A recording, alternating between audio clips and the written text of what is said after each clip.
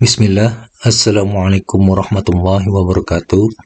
Alhamdulillah, pada kesempatan kali ini dalam mata kuliah Terjemah Arab Indonesia, saya akan membawakan tentang materi dasar-dasar terjemah.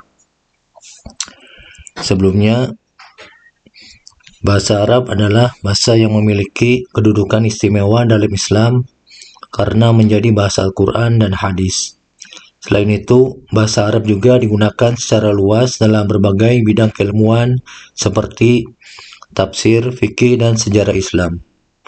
Oleh karena itu, kemampuan menerjemahkan bahasa Arab ke bahasa Indonesia menjadi keterampilan yang sangat penting, terutama bagi para pelajar, akademisi, dan penerjemah.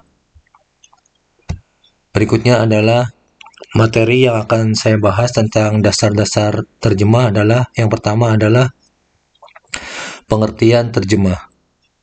Yang kedua, prinsip dasar terjemah. Ketiga, membedakan antara terjemahan harfiah dan maknawi.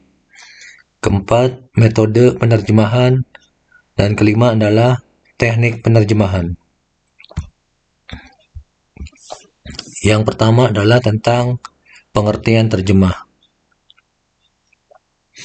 Terjemahan adalah proses mengalihkan makna dari suatu teks dalam bahasa sumber atau bahasa asal ke dalam bahasa target atau bahasa tujuan, dengan tetap mempertahankan pesan dan makna aslinya. Dalam konteks ini, terjemahan bahasa Arab ke dalam bahasa Indonesia berarti mengubah teks Arab menjadi bahasa Indonesia yang dapat dipahami tanpa menghilangkan maksud dari teks aslinya. Menurut teori linguistik, terjemahan tidak hanya sekedar mengganti kata demi kata, tetapi juga harus mempertimbangkan struktur bahasa, budaya, serta konteks agar pesan yang disampaikan tetap sesuai.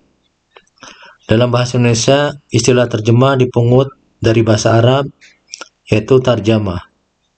Bahasa Arab sendiri memungut istilah tersebut dari bahasa Armenia, turjuman. Kata turjuman sebentuk dengan tarjaman dan tarjuman yang berarti orang yang mengalihkan tuturan dari satu bahasa ke bahasa lain. Az-Zarqani mengungkapkan bahwa setiap etimologis istilah terjemah memiliki 4 makna. Yang pertama adalah menyampaikan pidato pada orang yang tidak menerima pidato tersebut. Yang kedua, menjelaskan tuturan dengan bahasa yang sama, misalnya bahasa Arab dijelaskan dengan bahasa Arab atau bahasa Indonesia dijelaskan dengan bahasa Indonesia pula. Yang ketiga adalah menafsirkan tuturan dengan bahasa yang berbeda. Misalnya, bahasa Arab dijelaskan lebih lanjut dengan bahasa Indonesia atau sebaliknya. Dengan demikian, penerjemah disebut pula sebagai penjelas atau penafsir tuturan. Yang keempat, memindahkan tuturan dari satu bahasa ke bahasa lain, seperti mengalihkan bahasa Arab ke bahasa Indonesia. Karena itu, penerjemah disebut juga sebagai pengalih bahasa.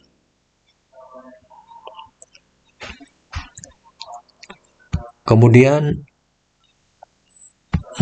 selanjutnya adalah tentang prinsip-prinsip dasar terjemah.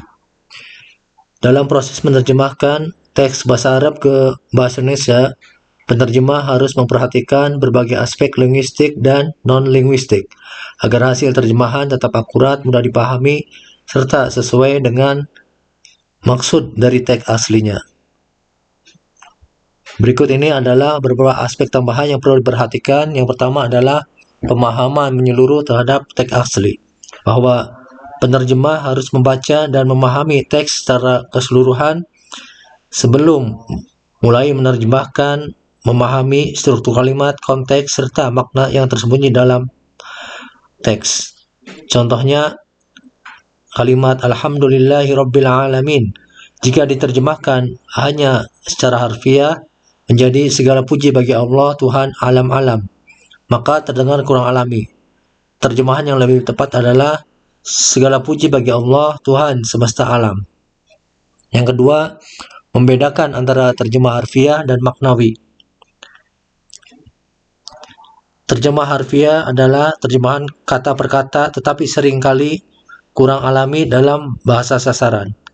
Kemudian, terjemah maknawi adalah berfokus pada penyampaian makna yang lebih tepat dan alami dalam bahasa sasaran.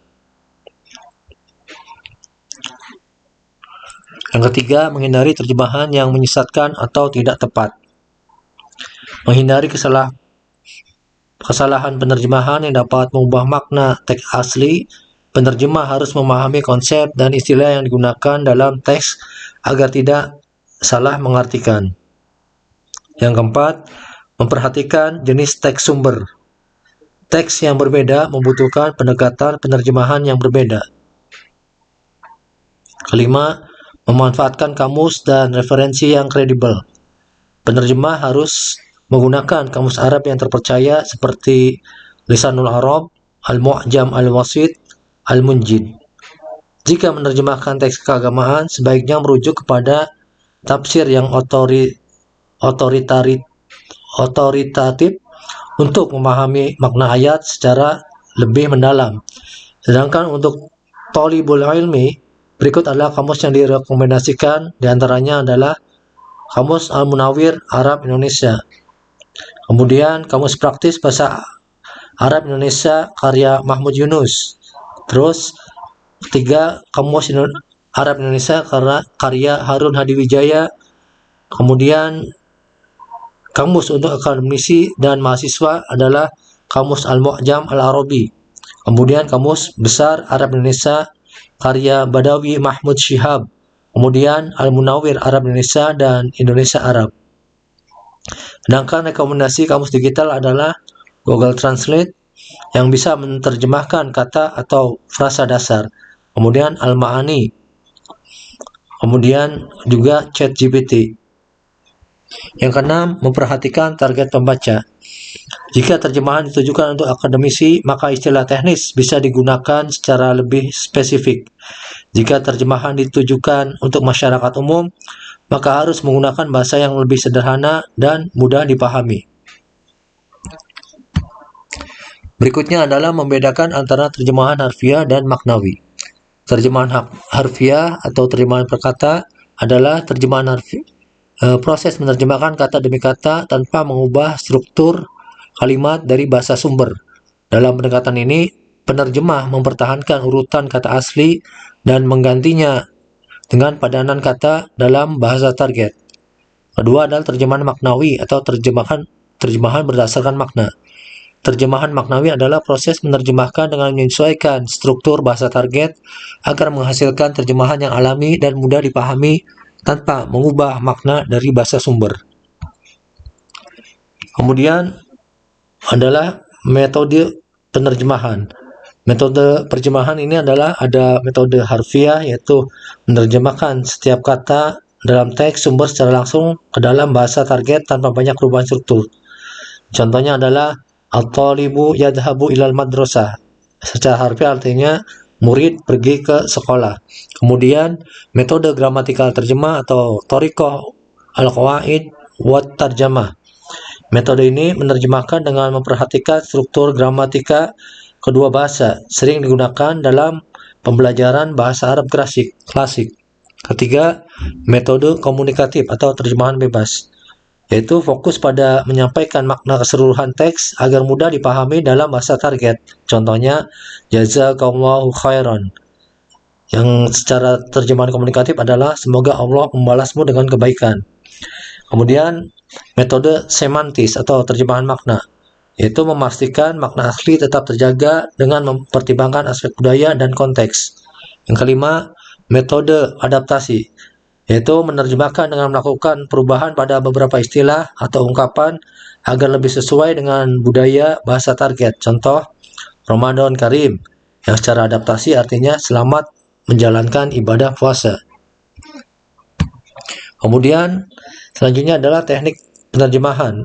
Teknik penerjemahan itu ada beberapa macam, diantaranya adalah satu, teknik peminjaman atau borrowing, yaitu mengadopsi kata dari bahasa sumber tanpa perubahan besar. Contohnya fikih, syariah, ijtihad. Kedua, transposisi. Di sini adalah mengubah struktur gramatika tanpa mengubah makna. Contohnya uhibbul qira'ata katsiran, yang secara artinya adalah saya sangat suka membaca. Ketiga adalah teknik modulasi, yaitu mengubah sudut pandang dalam penerjemahan agar lebih alami. Contohnya, laisa sahlan, yang di bahasa Indonesia artinya cukup sulit.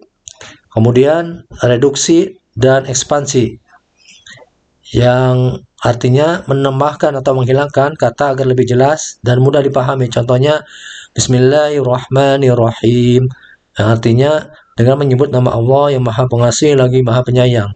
Kelima, ekivalensi, padanan kultural, yaitu menggunakan istilah yang memiliki kesamaan makna dalam budaya bahasa target. Contohnya, Assalamualaikum. Di Indonesia juga diartikan salam sejahtera. Keenam adalah deskripsi atau paraprasa, artinya mengganti istilah dalam bahasa sumber dengan penjelasan yang lebih panjang. Contohnya al-wudu, yang dalam bahasa Indonesia artinya tata cara bersuci sebelum sholat. Demikian paparan materi tentang dasar-dasar terjemah yang saya sampaikan.